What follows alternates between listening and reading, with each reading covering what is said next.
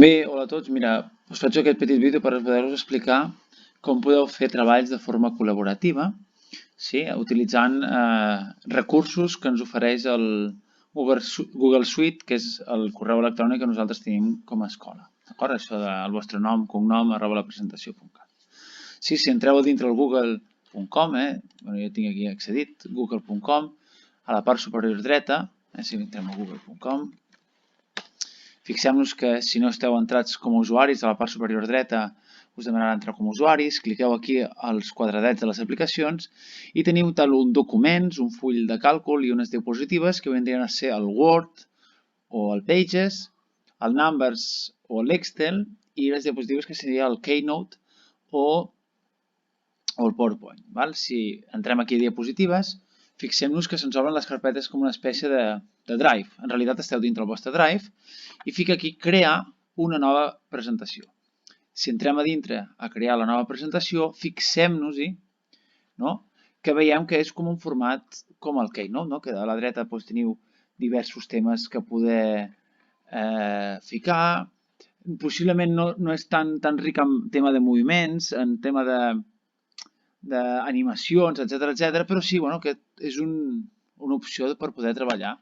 Fixem-nos que podem inserir imatges, ficar textos, si podem aquí inserem diapositives, podem veure el format, el disseny de la diapositiva, doncs si volem que hi hagi una fotografia, dos títols, columnes, podem canviar el tema, com podem... és una miqueta saber com funciona això, val? Tenim aquí, o també podeu agafar i fer un PowerPoint i obrir-lo a través d'aquí. Llavors, com podem compartir aquest document i treballar de forma conjunta? Si fixem aquí dalt aquest requadre de color groc i fica comparteix, entrem aquí dintre, el títol no té cap presentació d'això, però ficaré exemple, ho deso, ara fixem-nos que la part esquerra que està en gris, que està en el segon nivell, o sigui, a la part darrere que estem treballant ara, he canviat el nom de l'arxiu, es diu exemple. Fixem-nos que aquí podem agregar persones, perquè veieu com funciona. Jo m'agrego a mi mateix amb un altre correu electrònic i fixem-nos que aquí hi ha un llapis. És molt important això. Què significa aquest llapis? Això significa què pot fer la persona que tu invites en aquest document.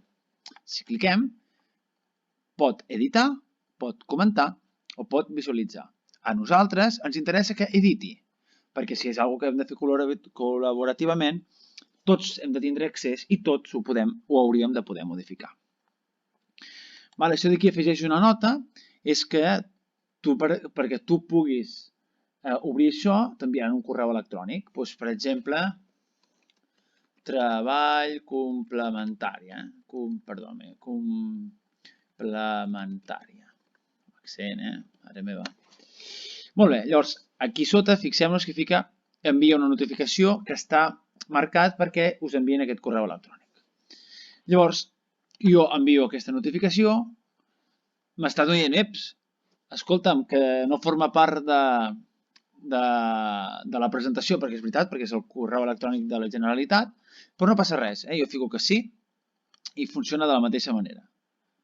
Jo, en un principi, ja he rebut una notificació. Fixeu-vos que jo ara entraré, no ho veieu, però jo ara entraré des del meu iPad i des del meu iPad el que faré és intentar acceptar aquesta invitació i inserir una imatge.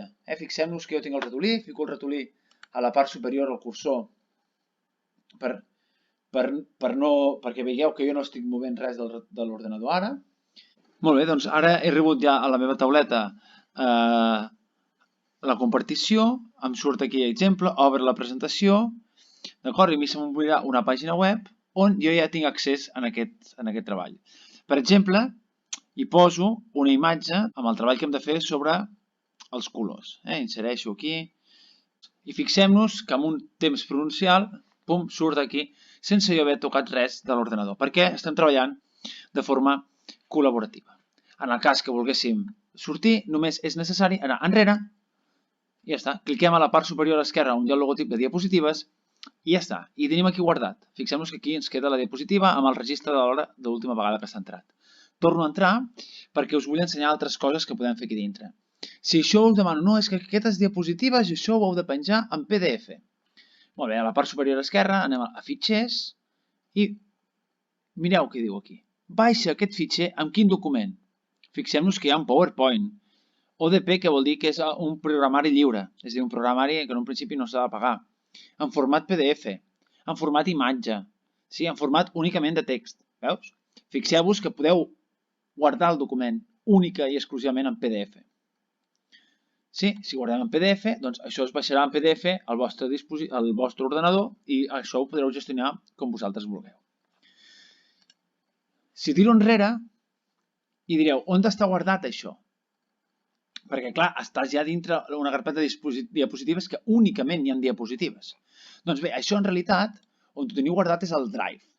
Si entreu al Drive, a la vostra unitat, tindreu un munt de carpetes, hi ha un munt d'això, i a la vostra unitat, o sigui, a la vostra unitat, on ficar la meva unitat o mi unitat, sense cap tipus de carpeta s'haurà generat el document. Fixem-nos. Exemple, jo, i a més surten dos personetes. Què significa això? Que això està compartit per algú altre. I si mirem per qui està compartit, a veure si podem mirar, mostra detalls, fixem-nos que està compartit per mi i per el correu de la Generalitat. D'acord? Bueno, espero que això us hagi servit, que podeu treballar de forma col·laborativa i si teniu qualsevol problema, doncs m'envieu un correu electrònic. Que vagi bé. Adéu-siau.